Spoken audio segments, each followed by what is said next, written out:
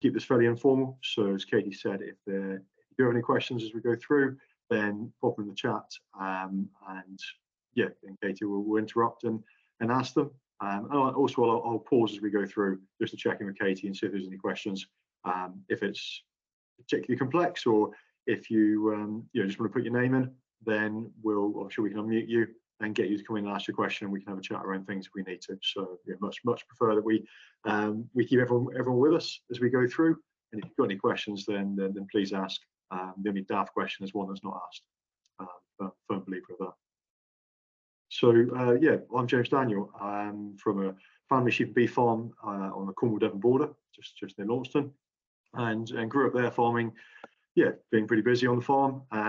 Yeah, certainly believe the mark of a good farmer was a busy farmer, and that continues as I went away to university. Studied engineering at Harper Adams, so hi to all the other Harper guys out there, and boo to anyone from Siren. Went to Harper, carried on with engineering, went on to work for AGCO and for JCB. And by that stage, I was coming back every weekend to farm, even though I was living up in Coventry at the time, farming on the weekends. And it got to a point when I sort of had a decision to make. What was I going to do going forward? And I really liked the idea of coming back to farm full time. So before I came back and sort of became a partner in the business at home, we looked at the business and we said, well, we're on 320-ish acres of really good ground, but it's only 320 acres. Can we really support 2 families from that area? And if we're going to try to, what are we going to do differently? How are we going to do it differently? And so we looked at the business.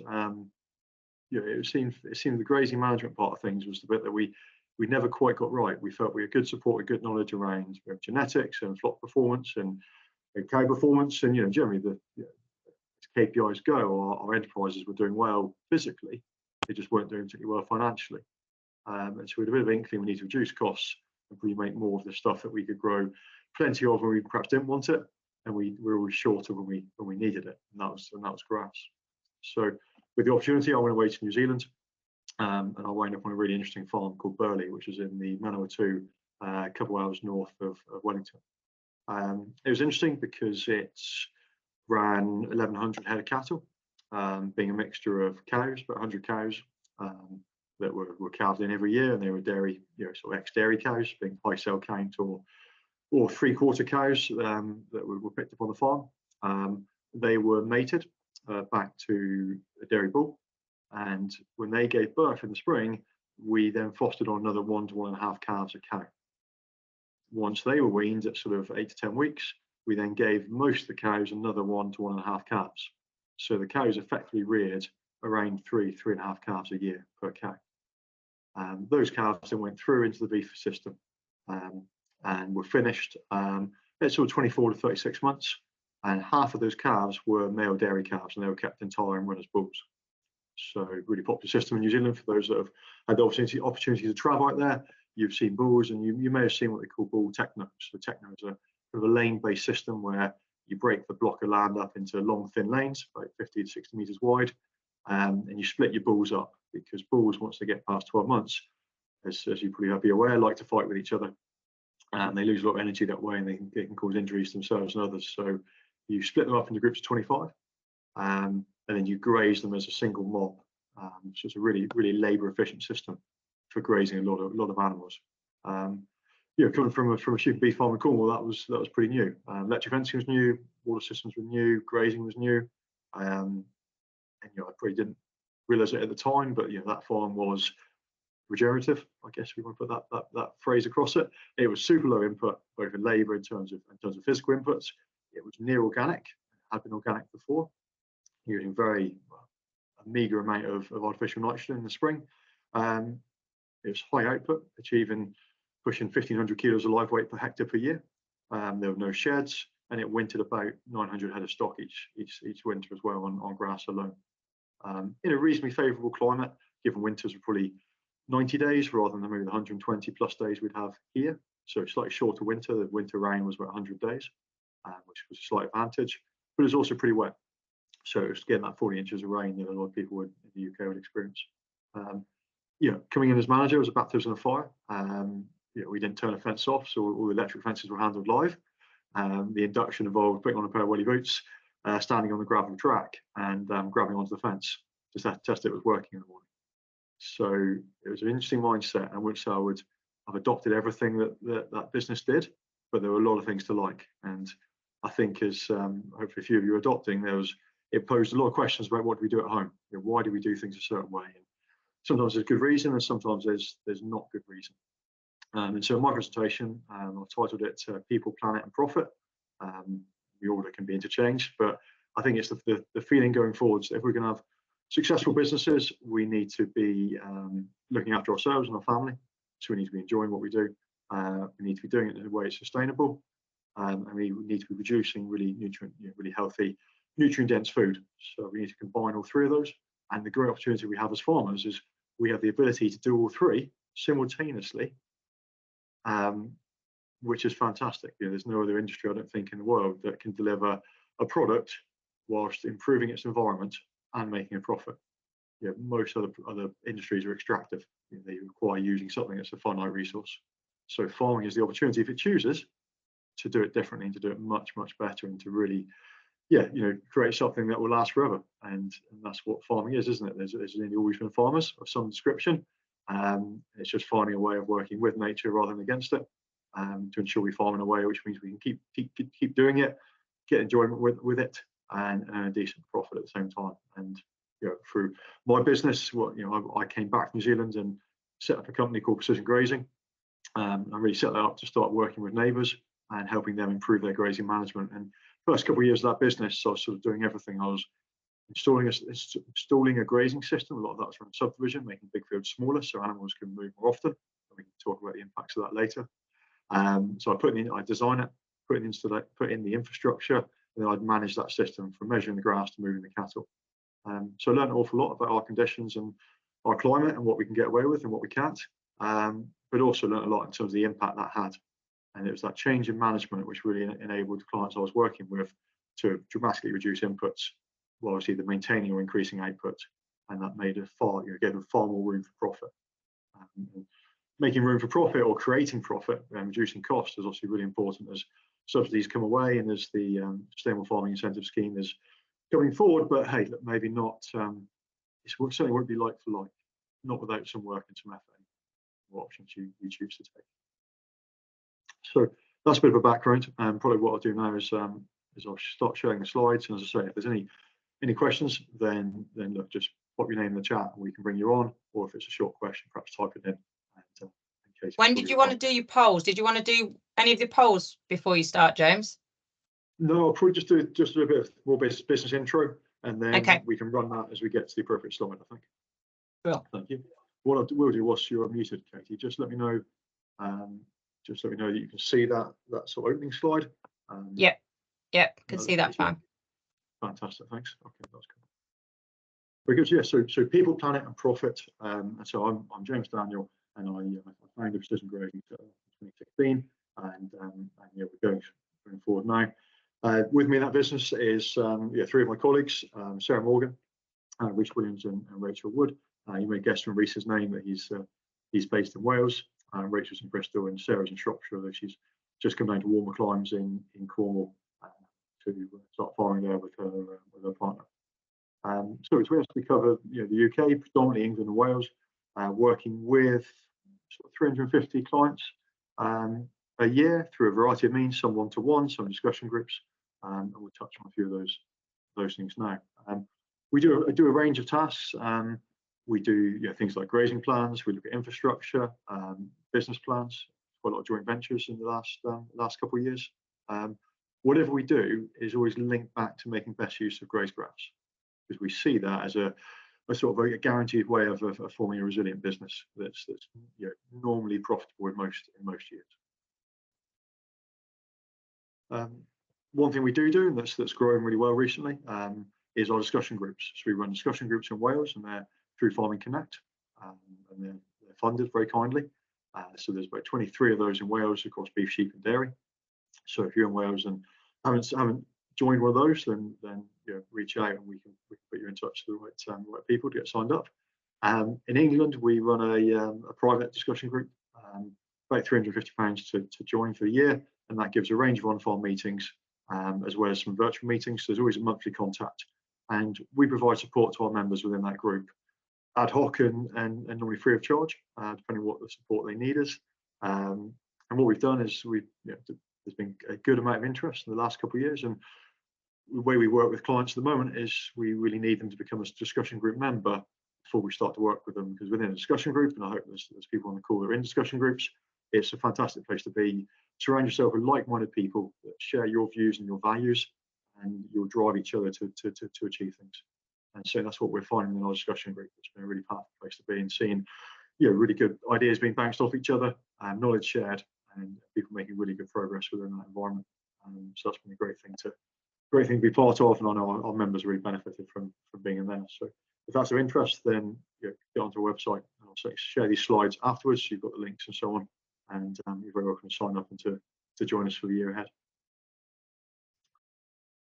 Anyone who's close to Devon or close to Tiverton may also be interested in a short event we're running called Farming for Profit, in conjunction with the Exmoor Sheep Group, and that's on Thursday, on the 7th of December, just outside Tiverton. So some of that will cross over what we touch on this evening, but it'll be a chance to get onto a really good farm and see how they've applied some of these principles and what they can put into practice. So again, I'll share this so you've got the link, and you're welcome to come and join us on there if that's suitable for anyone. And then the last thing, as I touched on, we do a range of one-to-one work between us. So if you hear something in this presentation that you think is interesting, then reach out. And really, what we're trying to do through all of our work is just to fast-track success. Rather than taking 10 years to get there, can we get there 3, 4, 5 years by sharing knowledge, by getting it right first time? And that's really our ambition and our aim.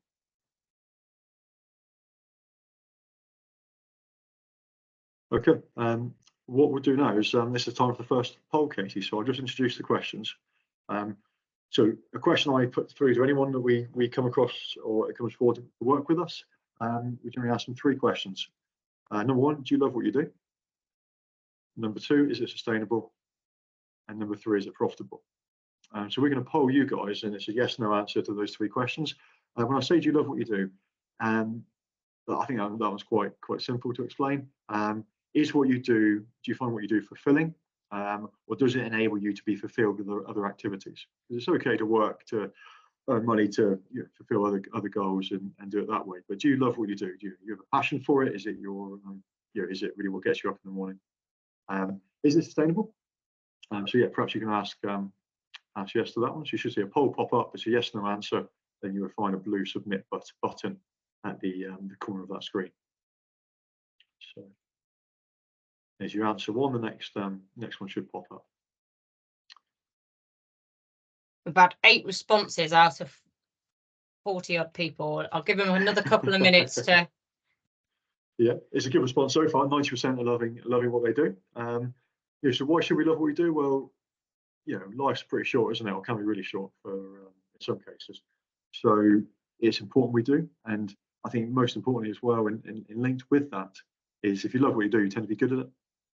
You tend to want to go and talk to people about it and learn new ideas, share those ideas. And so certainly people we work with, those that start to engage and infuse a real passion, you just get their system just gets better and better. Second part, is it sustainable? Now, when I say sustainability or sustainable, this is the widest possible context. So is your soil in a good state? And if it's not in a good state, are you improving it? Do you use any finite resources? So are you using fertilizer, using fossil fuels in terms of diesel and so on? If you are, do you have a plan to stop using them when they become not available or really expensive? So it kind of encompasses all those things around biodiversity, soil health, use of inputs and so on. It's quite hard to want to answer yes to, because let's say my consultancy business, is it sustainable? It's probably not, because we're using quite a bit of energy and we're not generating that ourselves yet. So I would actually answer no for that personally. Okay, cool. So the poll response is about 50-50 on that. And then the last one, is it profitable? And that the caveat to that is it profitable without direct farm support. It's okay to include environmental schemes if you're doing the work to get them, but the direct farm support BPS obviously is being phased out pretty quickly now. So is it profitable? Is your business, is your enterprise, or your enterprises profitable in their own right?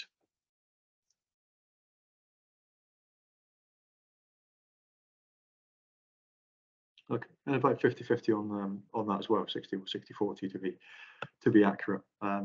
Cool, thanks guys. So the last one in that case then sort of is the summary. So Kay just shares the last one. What the last one will ask: how many yeses did you score? So really, we want to see 3 scored. But so for myself personally, we're just 2 at the moment, and the sustainability piece is something we need to work on in the business.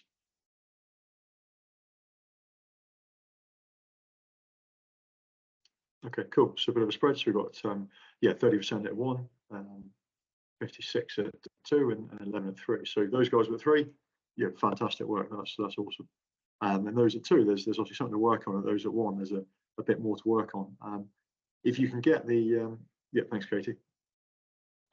No Awesome. worries. Yeah, I might just need to reshare that, I think. So in essence, 3 really quite simple questions, but not they're simple to ask and not necessarily easy to achieve, but really worth thinking about, because if you can't answer yes to all 3, there's something to work on, isn't there? There's an opportunity to work on something in the business in order to achieve it. And so what we're touching on tonight is probably there's 2 and 3, and maybe a bit of 1 mixed in, depending on what your preference is. In essence, I don't really mind what breed you have and what you do, as long as you can honestly answer the yes to those 3 questions. Then that's something you'll be able to keep doing forever. So for me, it's far more about the person and what the system looks like for them. Although I think there are some principles that apply to everyone.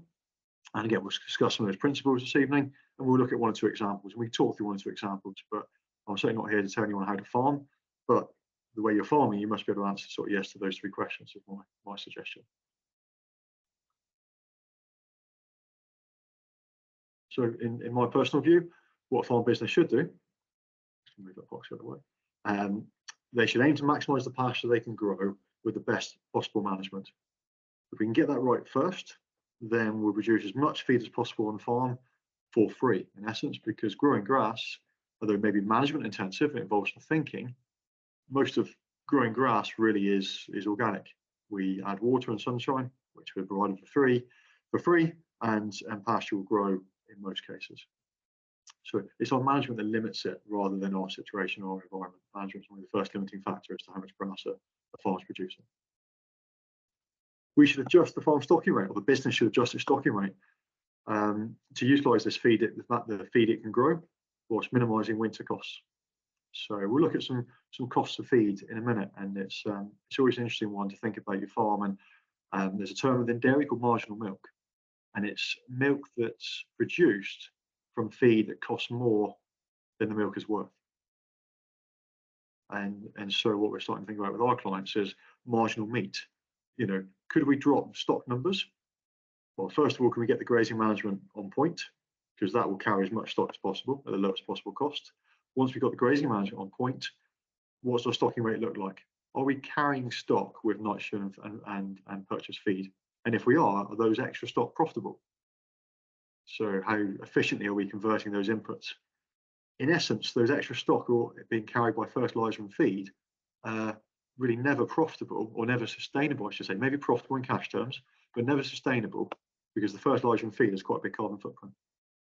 So it may be okay to do it for a few years to pay back a loan, as long as you're making genuine profit, but the business can't do it forever, because eventually those inputs will become too expensive, or the red tractor will come along with their sort of green incentive, and make you hand over your carbon credits for the inputs you're using, and to make sure that your produce is carbon neutral as it gets to the retailer. So there's a few things that will limit the sustainability of that situation. But grow as much grass as you can with the best possible management, then match your stocking rate to what you can grow organically. Ensure your genetics are fit for purpose, and really that involves quite a lot on selecting for maternal traits. If you're breeding, especially within sucklers, get the maternal lines right, and the efficiency will follow. Use the terminal when you need to take animals through the finish and get them off the farm quickly. So AB flocks, AB herds, using element of crossbreeding to get that hybrid vigor. That's all quite low-hanging fruit that we should be making use of. And in terms of genetics fit for purpose, if they're fit for purpose in terms of using forage, then generally speaking, native breeds are best. Not to say other breeds can't work, if they're chosen and selected for that reason. Minimise ownership or use of depreciating assets. So that sounds like machinery. So really questioning processes. Do we need to use a diet feeder or some sort of forage wagon to turn a silage bale that's already chopped through 90 degrees and put it out to the feed barrow? Or could we do that another way, using less energy, less fuel, less equipment? There's quite a lot of process on farm that's maybe not needed. And do we need to own that asset? Could we hire it, rent it, borrow it, and so on and so forth? There's a lot of kit sat on farm.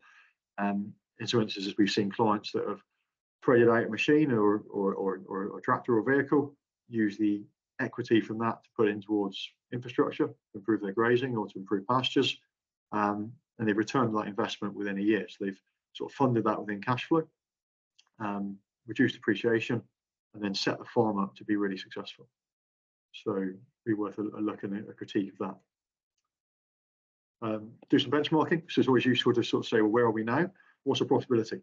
And profitability should be on a per area basis, a per hectare basis, and a per hour worked basis, if that's at all relevant to you. Sometimes the better system may not be more profitable per hectare, but is much more profitable per hour worked. We'll look at an example later on where that's been really achieved. It depends what your time's worth to you. And if you really love what you do, maybe you don't mind working, but equally everyone needs a balance. You need some time for yourself to do what you like to do as a person outside of farming, time with your partner, and time with your family and friends. It's really hard to achieve that balance, but life's pretty short, so we should be striving to do it. And then the last one, be prepared to pay tax, because if we're going to be profitable, we will be paying tax. And again, the nice thing we're seeing with clients, beef and lamb prices the last couple of years have been good. If you're not using many inputs, your system's reasonably productive, there's been quite a bit of tax to pay. And it's a nice problem to have as a tax problem. And that's a really healthy problem to have. So how can we achieve this then? It sounds perfect. And hopefully you agree with some of those points, but how can it be achieved? Well, for me, it all starts with management. Management is the thing that underpins everything else, because it's all about decisions that you guys make as managers, that's going to affect everything else. What your preference is and what your awareness is, and what you're driving for. So management really sits at the top. If there's a difference between two farms, it's not because one farm's got better land or better stock. It's normally because there's a different management there, different management system, different management sort of target, strategy, different thinking. Nice thing with management is management can change, it can adapt, it can evolve. You are all flexible. It depends what you want to do. If you want to put grazing and pasture first, because you believe that what will drive your business forward, then you'll do it. There is always enough time. It just depends what you make time for. What is your priority? It can be hard to get out of a cycle of busyness and hard to get out of a cycle of a certain farming system, but it can be done if it is the priority. If the management person in charge decides that it will be done, and then surrounds themselves with a good team of support to help them do it. Is there any questions, Katie, at this stage? We'll pause. No. Okay. No questions. Okay. Well, good. Thank you.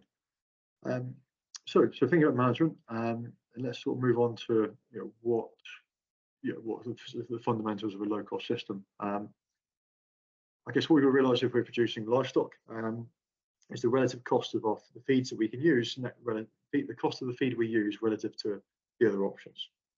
And if we think about grass having a unit cost of 1, and grazed grass is sort of 5 to 7 or 8 pence per kilo dry matter, or by 50 to 70 pounds per tonne of dry matter. The reason the cost of grass varies is because it depends on how much you grow. The more you grow, the lower it costs, because you've got some fixed costs. Maybe you're paying a rent per acre. Maybe you've got depreciation on the lay. You're changing your lays every 10 years. And obviously, the better your grazing management, the probably longer those lays will last. So that can help reduce it. But really, regardless of how it's managed, grazed grass will always be the cheapest form of feed. Compared to silage, it's 3 times cheaper than silage, or silage is 3 times more expensive. And it's 6 times cheaper than concentrate, or concentrate 6 times more expensive than grass.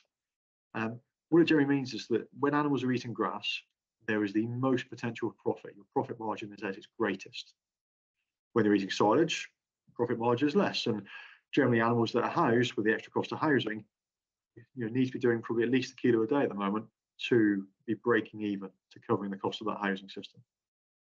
For animals that are housed in fed concentrate, well, they need to be doing even better. They probably need to be doing 1.3, 1.4, 1.5 kilos of live weight a day to offset the additional cost of that concentrate.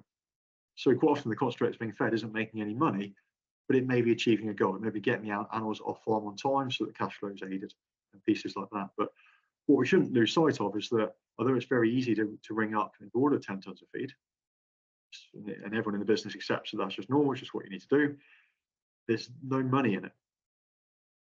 And yet I see far more people ordering feed than I do managing their grazing. Yet the potential for profit from grazing is tremendous. And, with clients we've worked with, we've seen 50k swings in their bank account from -50 before subsidy to +50. So effectively, they've generated an extra £100,000 a year by putting grass first. So this is largest business, so that would be sort of 500-600 acres. But scale that down to 100 acres, and we might be talking 20 grand. There's a serious amount of money on the table in most farming businesses that's available if they want to get it. And most of it sits around grazing management, and the reason the fruit is so low hanging. James, can I just ask you a question? So it isn't a question that's been sent in this evening, but it's a question I was asked by another farmer earlier in the week. And they said, is there any figures, which I couldn't find any at the time, on zero grazing versus feeding cattle silage inside? So I don't know if you've worked with any zero grazing systems. No, I haven't personally. Generally tend to operate within grazing systems, and maybe sheep, beef, and a bit of dairy.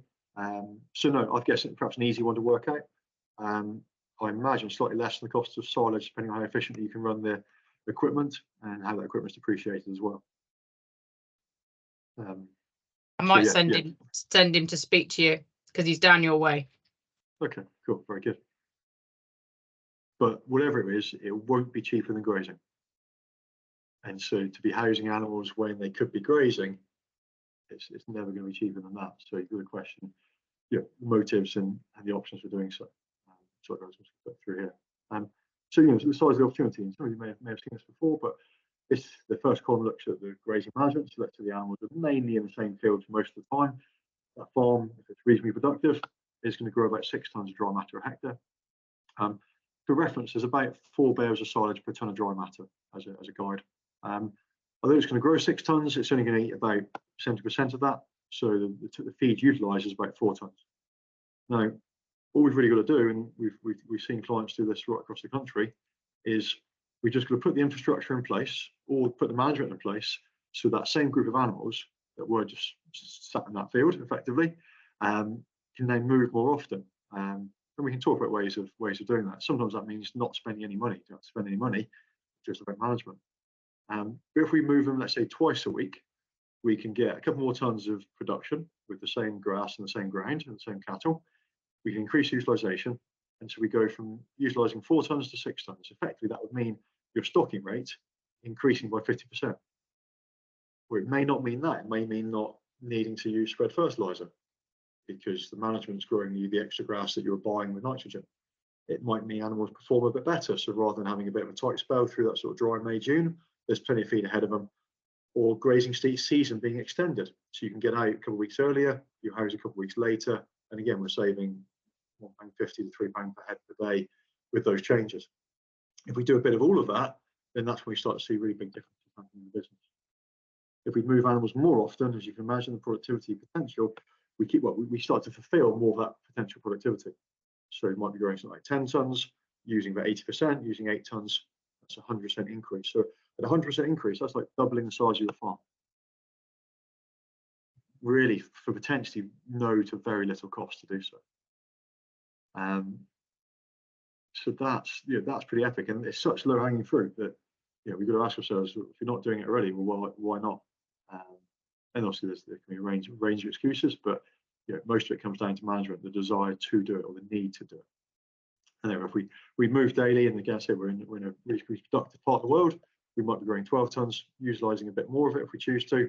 So we're utilising 10 tons, and that's a huge increase on where that system was And see, that can be achieved pretty quickly. We've done some pretty decent trial work in Devon, looking at animals being set stocked and looking at animals moving every, say, 4 or 5 times a week. And the transition of that system away from where it started is tremendous. Within 3 years, we've gone from growing 6 tons to growing just over 10 tons of pasture. And that's a really good trial. That was one field split into replicates, very recorded very efficiently and very accurately. And it only took 3 years for that massive gulf to open up between where the system was at set stocking and how it changed with that animal movement being increased. So put some numbers on it. What's the value of a ton of dry matter?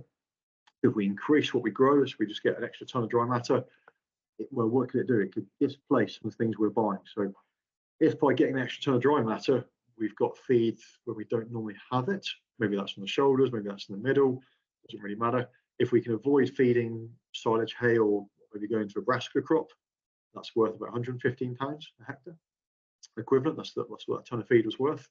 If we avoid buying a ton of concentrate, we're worth up to £435 a tonne. I appreciate concentrate prices have come down in the short term, but there's massive cash savings for growing a bit more feed when we need it. Spread less nitrogen fertiliser, save up to £200 a hectare effectively. Or we could keep more stock and we can increase our stocking rate if we choose to do so. And there's opportunity to do a bit of both depending on the business and what the need is. But we can boost our output. And the reason those output figures differ, and when it says beef, it means dairy beef, and sucklers is a suckle beef system, suckle calf system. The reason those figures differ is the value of the live weight gain and the efficiency. So suckler cows, although tremendous, are less efficient converters than a growing calf or a yearling animal. So their potential for revenue increase is a little bit less than the other stock cows. But there's some massive wins in that. You put that across the whole farm, but put that across part of the farm, you can see as the cost can be reduced without either damaging output or increasing output. So what does a grazing system look like? Well, moving the animals more often is really achieved by aiming for 6 to 10 paddocks or fields per group of animals. More fields per group mean they've got to move more often. That means you don't overgraze. Overgrazing is grazing the grass plants before it's fully recovered. And that just naturally increases the farm productivity. It also improves pasture composition, reduces weeds, increases pasture longevity, and all these are the good bits. Improves soil structure, increases soil carbon sequestration. We've got evidence to suggest that set stocking systems may just be flatlining soil carbon storage, whereas grazing systems that graze, where animals move more often, they're actually sequestering, actually storing carbon in the ground, which for sustainability is a big plus. When I say paddocks, it could be fields. So sometimes the way to start really is just to have a good look at the system. How many groups of stock have we got on farm on the 1st of May? Why can't we put all of our stock together in one massive group or one big group? What's the limiting factor? What's the first limiting factor? Is it that we've got different stock classes and we've got, the cows and calves can't really mix with the other group? Well, that's maybe fair enough, but we shouldn't take anything for granted. We should always strive to try and run everything as simply as possible because it frees up time, makes it far easier to manage, and we'll gain a lot of efficiencies. So we're aiming to minimize the number of groups to bring similar stock classes together, and that way we don't really necessarily need subdivision. We can free up more fields for a given group of stock, and they can move through those fields. And really the ultimate rule of thumb is if they can't graze that field within at least a week, that field should be smaller. So reduce the number of groups by adding similar animals with similar nutritional demands together wherever possible, and then try and get at least 6 fields for them. If they can't graze one of those fields within 5 days or a week, then split that field in half. And that's really quite a simple way to start to see a benefit. And the way to start is to do this with one group, see if it works. When it works, keep doing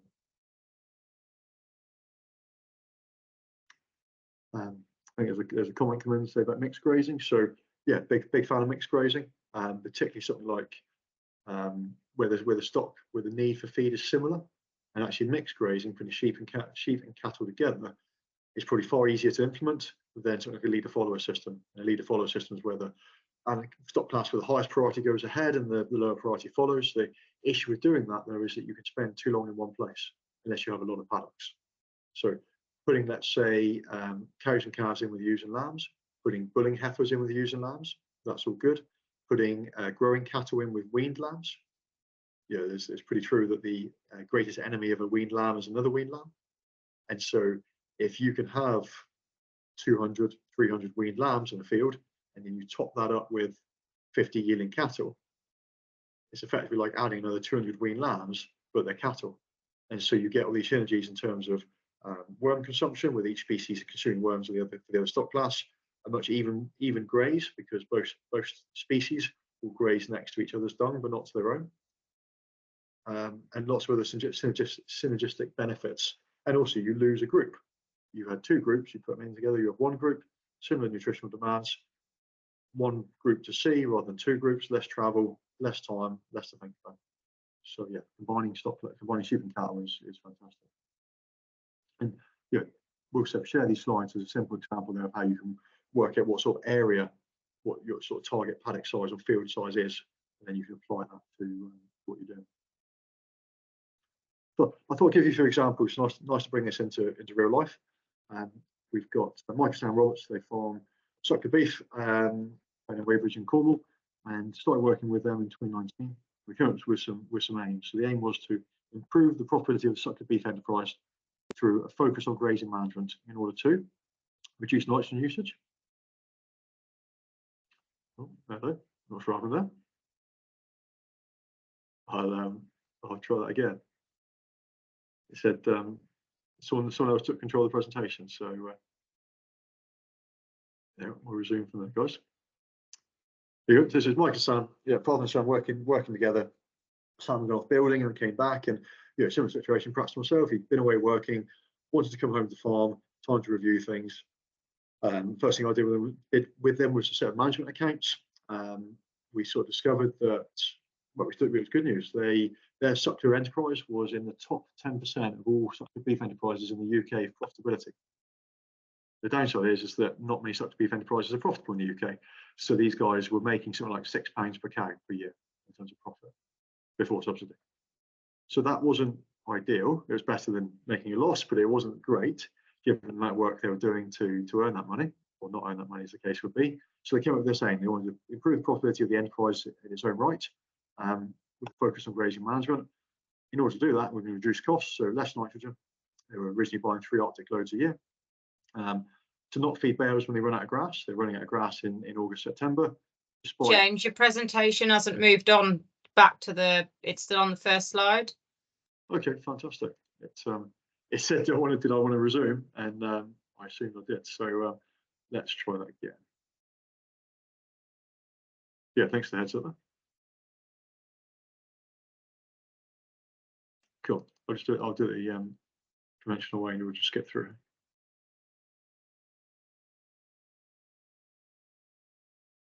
So there we go.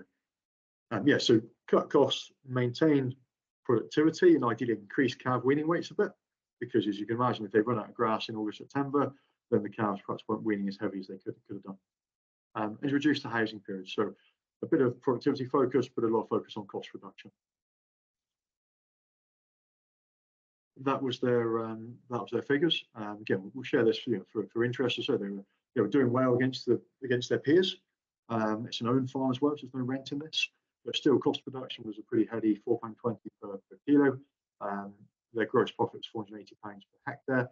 Sounds okay, and that they weren't paying rent means it wasn't too bad. But they had some borrowing to come out of that, and some of the borrowing came out, some personal drawings, the energy, the fuel. Fuel's in there, but the energy, the other things that a farmhouse takes out of the farm business. Then they weren't left with much before subsidy at the end of it. So that was a bit of a wake-up call, and that gave them sort of motivation to push forward. And to start with, it was quite simple. We took a 4 or 5 acres in 2 fields that they recently sold into herbal lays. So they just started to dabble into herbal lays. We're aware they needed to graze them well to sort of get longevity out of them. So we split that up into sort of 8 or 9 paddocks, because they only had the 2 fields, put in a group of stock, And in the first year, all they had to do was just move those animals once every 3 or 4 days. And they weighed them at the start. And what we also did was turn out early. So we turned out a couple of weeks earlier than they'd ever done before, but we could get away with it because we could move those animals and prevent causing damage to the soil by moving them regularly through the wet periods. What they found and what they learned pretty quickly is they weighed those animals sort of mid-June, is they grew in faster than any animals they'd seen grow on the farm before. They'd done 1.2 to 1.4 kilos a day for yearling animals.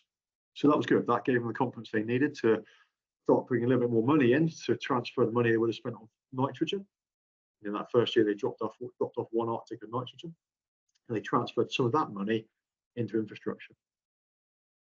And so, I'll come back to that slide, but they had a lovely block of ground, about 100 acres at the sort of top end of the farm, sort of quite heavy soil, so almost peaty up the top, that you sort of reclaimed moorland.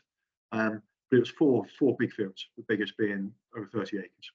So, animal groups of animals used to sort of rock backwards and forwards between a pair of fields, and you can imagine from what we learned earlier, that wasn't particularly productive. So it was a big win, an easy win to achieve, and this was the place to start because it's so obvious that we could generate a lot more momentum if we did this first. It's always easier to start with the bigger fields.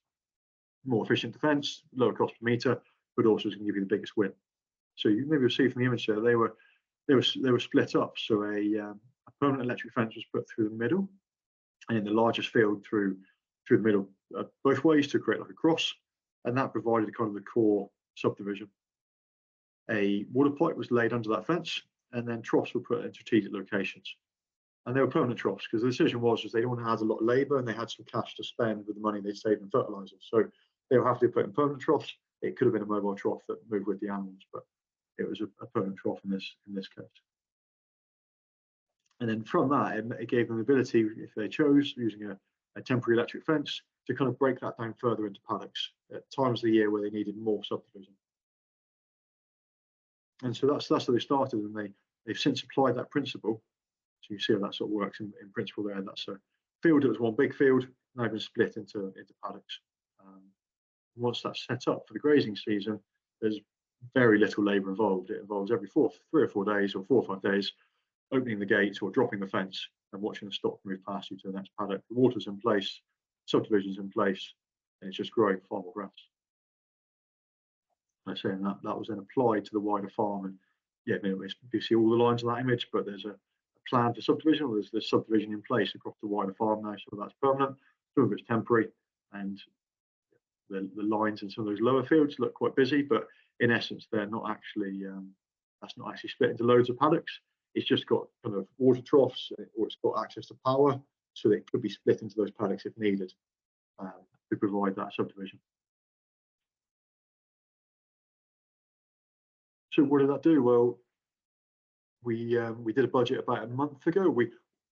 The accounting year kind of overlaps, so we sort of did a 2023, which isn't finalised. It's sort of an estimated. So rather than budget, perhaps we'd estimated. So it's based on actuals to this date, but there's still some cattle to sell. So we estimated what they'd be worth and popped them in. What we've seen in the business is that output's actually gone down, because what we discovered in their business was they had quite a lot of marginal meat being produced.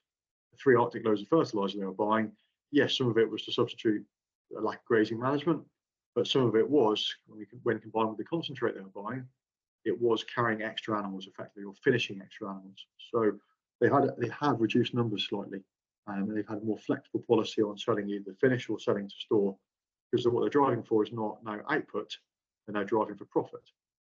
And the two aren't necessarily related or directly correlated. Producing more doesn't mean you're going to make more money in terms of profit. Producing more may just mean you're incurring more cost. So reduce output slightly and being a bit more flexible when they sell stock. So that's given them slightly lower gross revenue, but they've had tremendous or massive savings in their variable costs. So a huge reduction in the use of concentrate, a big reduction in straw, because the majority of our animals are now at winter with just the finishing animals being brought in. Similar contracting, because they're still doing quite a bit of pasture renewal where they need to. It's not across the whole farm, but it is in places. They've stopped using any nitrogen fertiliser, because where the price of nitrogen, where it went to in 2001 as the terrible war in Ukraine hit, just became unfeasible for their system. So they dropped it out and they had to go back. Vet med, similar. Machinery maintenance and servicing, a massive reduction. They're no longer doing the muck spreading, the bedding, the feeding, the scraping, and all the things that go with it. So effectively, they dropped a tractor and doing far less hours on the tractors they own as well. So reduction in fuel because of it. Again, some of that fuel is still attributed to some development work, some bigger work, and some reseeding, and a little bit more paid labour. But if we look at the comments on the left, so sorry, we'll wrap up. So overall, their variable costs are about a third of what they were. So their gross profits nearly doubled, which is pretty really awesome. Well, sorry, it's more than doubled. So what that's allowed them to do within this 4 or 5 year period, they've double gross margin, they've reduced the family labour requirement by 50%. And so what that looks like is that Sam and Mike now work alternative weekends, but apart from doing calving or busy on haymaking or something like that, if that happens to fall at the wrong time. And last year they each took 3 weeks holiday off the farm. So that's a pretty good example of what can be achieved when the managers decide that and do a bit of a trial, get their heads around how it works, and then roll it out. Because their speed of rollout's been perhaps quicker than most, and they've put some money in. They've invested some of the money they saved. They've invested it quite quickly in putting the infrastructure in place. So they can do this across the whole business now. And by doing so, they've taken maybe, if you like, a bit of a risk with it, and maybe had lower profits in the interim years. But they very quickly got to where they are now, which is a reasonably profitable business with far lower cost of production that's pretty resilient regardless of beef price, which is a really nice place to be. And in terms of pounds per hour worked, it's a huge increase in that.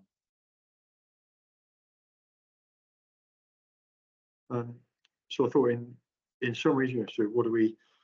Well, two summaries. Going through that transition hasn't been easy. It's not so easy for any farm. There will be challenges. There'll be challenges where stock don't quite suit the system, where weather doesn't quite fit what we were planning to do.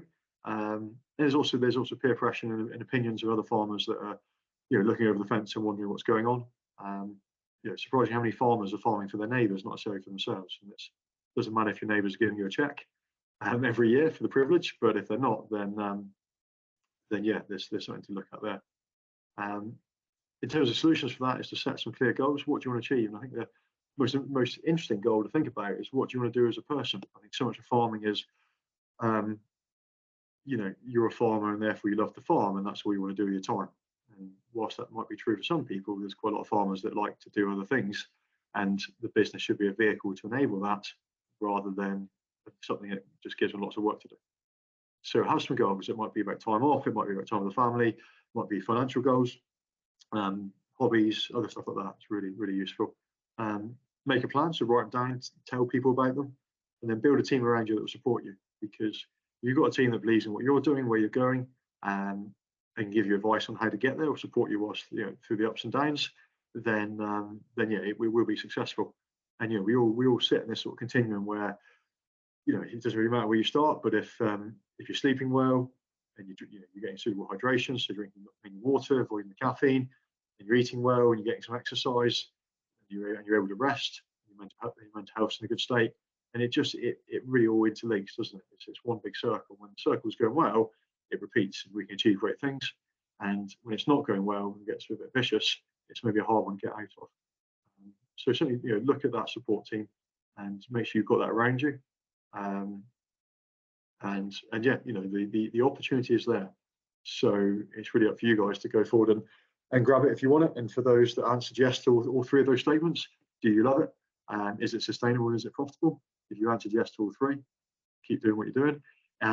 If one of those is missing, then hopefully something we discussed tonight might be of use. If myself or the team can support you in achieving the one that's missing or the 2 that's missing, then please reach out and say we'll share this. I hope to share these slides with you. Contact details are there, and you can give us a call, or you can book a virtual meeting, and come and have a chat, and we'll do our best to help you achieve what you want to achieve. Thank you very much, James. We have a question, but if anyone else has got any other questions, then do pop them in the chat or pop your hand up, and then obviously I'll call you out to unmute yourself and say your questions. Sean's asked, if they've completely cut out the fertiliser, have they introduced clover or herbal lays into their grazing platform? Yeah, they have cut the fertiliser, and how they have achieved that is predominantly through changing grazing management. That's naturally encouraged more legumes to come through, and that's tapped into other forms of nitrogen. So we've got nitrogen fixing bacteria in the soil. That's probably the main form of nitrogen for legumes, but they exist in a healthy soil, and healthy soils around plants being grazed regularly, so they can put a supply of energy back into the soil for those microbes. So grazing management first and foremost.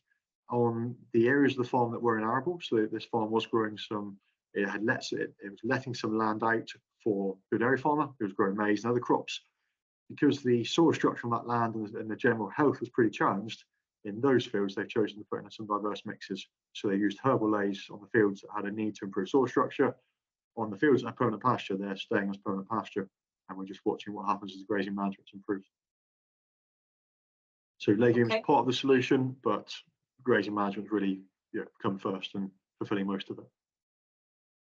Okay, thank you. The next one is, I think it's split into two, so I'll split it up into two. Do you have any specific paddock grazing advice for sheep only farms? Is the first part, I think. Yeah, so there's a couple of comments there. So yeah, so I thoroughly agree with the comments. Sheep need shorter pastures for optimal grazing, and also keeping ewes and lambs, certainly when the lambs are young or when lambs are at any age, behind electric fences can be challenging. So yeah, I'm in agreement with you there. I think the sustainability piece with sheep-only system is really interesting.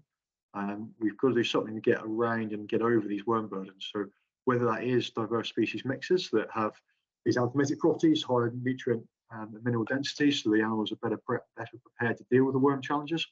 That's a really interesting one to try and tackle. I know certainly at home we're now sheep only, and we're really starting to struggle with a holistic approach to worm control because we don't really have any options. What we desperately need is cattle, and we're looking now at ways to bring that back to the farm. So sheep only, consider cattle. I think that's the long-term view.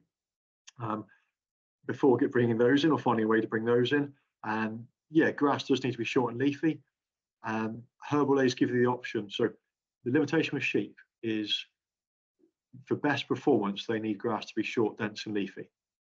The rooting depth of most plants is equal to what's above ground. Ryegrass is a slight exception. It's a little bit shallow rooted, but most other grasses are what's above ground equals the biomass and the depth below ground. So sheep-only systems, therefore, are really farming the top 10, 12 centimetres.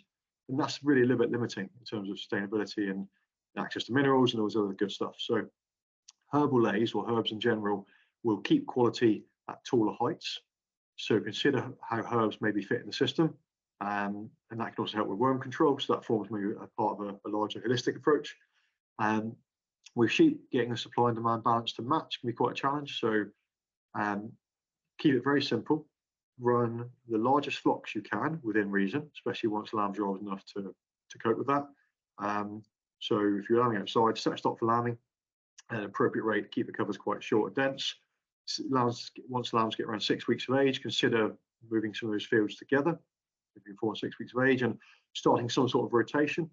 And that should be quite easy. It may be 4 fields per flock, and they just move around quite slowly once a week or so, quite relaxed.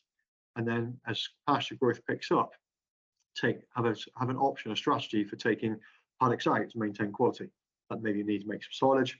That may simply be putting a paddock aside to be grazed off with dry ewes once they get post-weaning.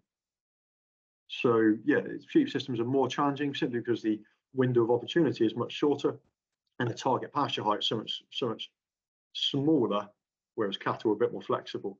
So sheep systems is a little bit like system design and then being very much on it through that May-June period to keep quality. Once you've weaned, you then got the dry ewes as a tool to go in and clear up quality. And if you're in a high performance system or situation, then maybe need to use a mower to reset pastures, particularly if there's a lot of ryegrass in the pastures that's been sort of moisture challenged as along the way.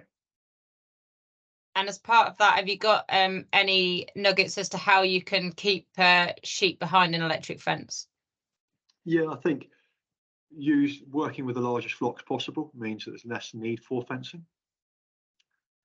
Training the ewes so then they train the lambs. having just good systems. So maybe it needs to be 4 wires rather than 3. Maybe it's a solar energizer through the growing season, so they have to remember to charge up the battery. Carrying a fence tester, so the voltage is checked every morning. There's some basic kind of hygiene factors that people quite sometimes ignore and then get away with it. And then once lambs start going through, they keep going through. So simply checking the voltage every day is probably the most basic one. Okay, thank you. And can you explain in simple terms why you can grow twice the dry matter by moving the from set stocking through to daily moves? Yeah, sure. So it's you can achieve that by avoiding overgrazing. And so what I mean by overgrazing is grazing the plant before it's fully recovered. So if you think about the lawn outside your house, if you're fortunate enough to have one, if you mow it once a week, as soon as you mow it, you get that blaze of regrowth where the grass seems to jump out of the ground. That effectively is what that rotational grazing system is looking to create. So it's working with the plant, it's grazing the plant once, giving it a chance to recover. And as it recovers, it puts up that initial leaf, uses photosynthesis to create energy, to grow more leaves, and it stores some of that energy in the roots. When animals are set stocked, they repeatedly graze the same plants before they've recovered, and therefore they sort of continually reduce the productivity, they reduce the vigor of regrowth of those plants through the season. It's kind of why set stock systems sort of run out of grass kind of August, September time. You know, it sort of doesn't seem to grow, and kind of all the gates are opened and the stock just ranges the farm. Whereas next door, you know, it's the dairy farmer and they're grazing into November. So that change of management is really powerful. It can be the same pasture, the same animals, the same soil, same person. Just that change of management sort of unlocks the potential that's always there on that farm. It's going back to working with nature. We've contained animals. Animals were never contained before humans or farmers came along and built all this infrastructure. You know, they were kept on the move by predators. And so animals and nature both co-evolved together to be productive. And if you like, it's the role of grazing ruminants to keep plants in a vegetative state so that they actively photosynthesize to draw down carbon dioxide, convert to oxygen, and store some of that carbon in the soil. That's why ruminants, why grazing animals are so bloody important to the success of life on this planet, despite what various media outlets would have us say. Hopefully that's simple enough, but basically it maintains the vigor of the plant by giving it a chance to recover after grazing. Is that okay, Darry? If you unmute yourself, Darry. Yeah, there you go. So the theory, I follow that, but if the plant is growing more, it will take more out of the soil. So it should be, you need to feed it more P, K, etc. Because it can't grow entirely from sunshine and carbon dioxide. It's got to take something else out of the soil, isn't it? Yeah, so there's a couple parts to this. One, understand that all the plants on your farm are putting energy back into the soil. So for perennial plants, let's say most of our grasses and legumes, about half of the energy they produce, up until the point where they start to go reproductive and produce a seed head. But whilst they're still vegetative, half of the energy they produce through photosynthesis is going into the soil to feed the microbes in the soil. Assuming they are in the soil, they're in most of our soils that are healthy enough.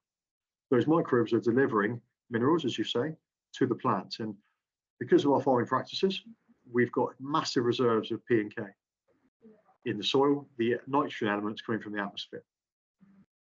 So on most farms, not maybe all farms, but most farms that I've come across, and the other guys that do far more of this sort of soil sampling work than I do, most farms have something like 100 to 200 years worth of P and K reserves in the soil. Now, the issue is sometimes they're not plant available because of how the farm is being managed. If we apply artificial nitrogen, the plant turns off the supply of energy into the soil to feed the microbes that were delivering it with these minerals or could deliver these minerals to the plant, and instead takes the water-soluble fertilizer that's been applied to the surface. The plant gets lazy in essence, and the bacteria that should exist die off because they haven't got a source of energy. So there may be a weaning off process to avoid a big kickback in terms of, let's say, reducing by a third every 3 years, and then until you get that to zero, if that's appropriate. But maintenance P and K really isn't needed. The takeoff within a beef and sheep system is, in terms of P and K walking off the farm, is tiny, and all of the nutrients are being cycled because they're dunging and urinating in the same place. Silage ground might be an exception, but certainly grazing platforms can almost go on, well, can go on indefinitely. You think about how nature evolves, and no one was applying P and K when there were herds of bison running around.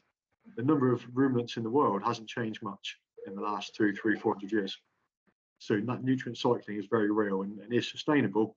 The areas to watch are things where you're making silage and then moving those nutrients to another part of the farm, perhaps. That's the areas to keep an eye on. Grazing platforms should be pretty steady. The 4-year project we did in Devon showed that actually P and K values increased slightly over that 4-year period where we were grazing rather than reducing. Okay, thank you. Another question here. I run 30 heifers, about 500 kilos, moving about once a week, running around 25-acre platform.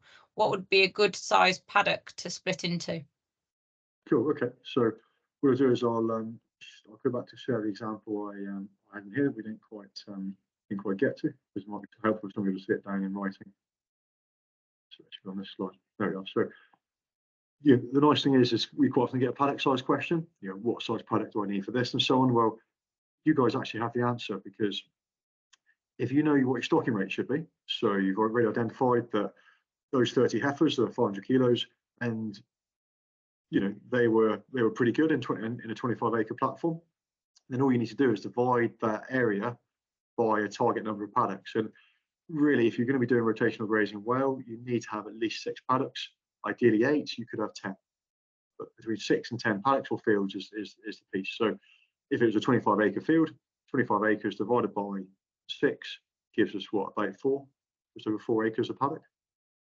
So that's what we're looking to do. Now, if that 25-acre platform is actually 3 fields, the largest being 12 acres and then 2 6-acre paddocks, we can take a look at that and say, okay, well, the 12-acre field definitely should be divided in half and probably ought to be divided in 4. And maybe we don't need to bother dividing the 2 fields that are 6 acres. They'll be a bit larger. It just means we'll spend a couple more days in those. So it's really flexible, but ideally, so there's sort of a couple of rules of thumb: have at least 6 fields or paddocks per group of animals. And if it's going to take them longer than 5 days to graze that field, then that should be split in half, or longer than a week, that field should be split in half. If you've got 6 paddocks, you've been moving the animals, let's say from when grass growth kicks off, let's say from anywhere from April through to May. Once grass growth is kicked off, then you'll be moving those animals every 3 to 4 days around those paddocks. And that's going to give you pretty good pasture control. If you have loads of grass, you might need to add more animals or take a paddock out. And if grass gets a bit short, you may need to add a bit of area in. So it's always a bit flexible, but that as a rule of thumb will work for most people. Okay, thank you. I think I like the way that it can be flexible and when work depending on what there is on obviously each farm and how the field size is split out, because obviously that's key for making this work. Has anybody else got any other questions for James? If you have got any, just pop your hand up or unmute and ask your question, or pop it in the chat.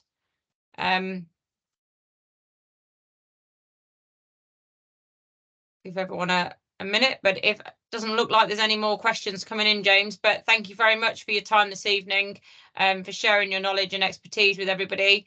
Again, apologies to everyone for the slightly late start, but I hope you've found it really useful, that you've got some more insight into obviously rotational grazing and ways that you can actually increase the amount of grass on your farm without hopefully, or should be reducing the fertilizer inputs. Oh, we've got a late question from Paul. Paul, have you unmuted yourself? Can you give your question in? Sorry, can you hear me? No. Yeah, I can hear you. No, sorry. I got my grazing a bit wrong this year in that I built up too big a cover coming into the autumn. I had too many grazing days ahead of me, and the covers got too heavy. And then with the really bad weather, I had a bit of grass tramped, and a good amount of grass rotted back down into the ground. So I'm worried next year that my swards will have lost a bit of quality and a bit of density. What's the best way to try and get them swards repaired next grazing season without having to take them out for too long? Yeah. Okay, Paul. Well, yeah, well done for. Sounds like you're doing a good job managing your grazer. So well done for that. And yeah, this back end's been pretty tricky, isn't it? It's been very wet, very, very wet, which isn't ideal. I'm never worried about a little bit of trampling. You know, if you grew that grass with sunlight and with rain, then that's just more organic matter going back in. You just cycle those nutrients back into the soil again. The only concern perhaps is the quality.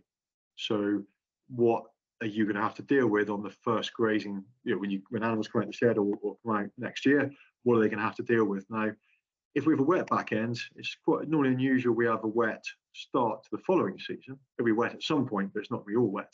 So there's normally opportunity, or you should be aware and be prepared to take opportunities to maybe get out early next year.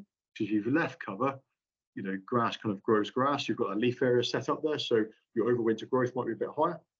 If you're in a climate where you get some overwinter growth, you may have the opportunity to get animals out. So I'd be thinking about what stock classes have I got around me next spring. Have I got a stock class that could go out and graze some of those paddocks where we left some grass behind in order to get it grazed off, reset, ready for that sort of spring growth to come through? And generally, that overwinter grass has got a good mix of brown and green in it. It's a good, you know, sort of nature's way of transitioning those animals onto spring pasture. And it's a really good reason for getting animals out early, is that, you know, that sort of spring grass is set up to help animals transition, you know, off overwintered grass or off silage and onto that spring grass. So I think you know, with a bit of luck in terms of weather and with the right stock class, something that's maybe a bit lighter on their feet, you can hopefully get out and graze off some of those paddocks in, you know, February, March, April time, and reset them before that kind of spring flush comes through. How does that sound, Paul? That's grand. Thanks. See, what I was worried about, you know, if you build that grass lodging, it could leave your sward a bit thinner a lot next year, and you could lose some of the better quality. I was worried about, you know, when I get into the grazing season next year, would my sward have not be as good as it was last year? But I suppose we just have to wait. Yeah, and if you can get it early, you know, get that graze off before the growth really kicks in, then you open the sward up again and allow that opportunity for tillering. And then if you need to bring legumes through, maybe it's about avoiding that canopy closure again. But yeah, that's, you know, sometimes it is what it is in the grazing season, isn't it? And I think we're all farming for the perfect year. And you know, let me know when you have it, because I think it's always next year. Thank you. Thanks very much. No, cool, Paul. Thank you. I always say, James, it'd be boring if the weather was the same every year, because then everyone would know what to do, wouldn't they? So, but hopefully James has given you plenty of food for thought, and if it's not this evening, please try and give it some thought over the next couple of days for what actions or what goals do you want to set yourself, and what changes do you want to make on your farm. So, you know, it only needs to be one target or two targets. Don't set yourself a list of 10, because then you're probably it's not going to be achievable. But set yourself a couple of targets and then implement them on your farm. As James said, bring other people around you to make sure they do happen, and just set yourself those targets and get out there and achieve them, because it is all achievable. Hey, James? Yeah, it definitely is. And, you know, with every month that goes by, you know, there's more and more examples in every county now of people that have been there and done this. So there's lots of support available, lots of people on dry land, wet land, different stock classes, different systems. And again, it's down to you as an individual. If you want to do this, why are you doing it? What are you driving for, and what targets to set? And the most powerful targets I see clients setting are less business targets, more personal targets. So it's more around, it's the ability to have weekends off. It's the ability to have a certain level of income or a certain amount of holiday in a given year. And that's driving the change in farming system probably far more purposefully than, you know, shooting for a target in terms of output or number of cows or something, number of sheep. So it's down to you guys. The opportunities there. There's support available. So both locally and elsewhere if you want to get it. So if we can be of help, or I can be of assistance, reach out, and love to see you in our discussion groups or one of our courses, or work with you individually as you need to. Okay, brilliant. Thank you very much, James, and thanks again. If anybody does want to listen into next week's animal health meetings or any of the other meetings that I mentioned earlier on soil and grazing in the new year, then do send me an email and I'll get you signed up for those. But thank you very much, and hope you have a good rest of your evening. Cheers, everyone. Bye-bye. Cool. Thanks, guys. I'll send you a PDF copy of the slides. Okay, if you're able to. Brilliant. Yeah, no, that's great. Yeah, fantastic. And I'll send them around to everyone. Thank you. Lovely. Cheers then. Bye-bye. Cheers, everyone. Good night.